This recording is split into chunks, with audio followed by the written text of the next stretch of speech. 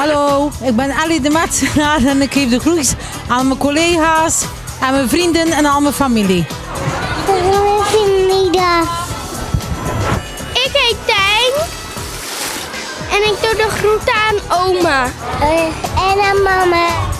Ik doe de groetjes aan al mijn familie en vrienden. De groeten van David. Hallo, ik ben Fien. Ik wil graag de groeten doen aan mijn papa. Ik doe de groetjes aan opa en oma. Aan papa. De groetjes aan papa en mama. Ik woon samen met mijn broertje, mijn moeder en mijn vader. En die wil ik nu allemaal de groeten doen. De groetjes van Donald en Gerdina. Hallo, ik ben Pascal. Groetjes aan papa en mama. Ik doe de groetjes aan mijn vader en moeder. Ik doe de groeten aan mijn vriend Ruben. Ik ben Nancy. Groeten aan Theo Mes.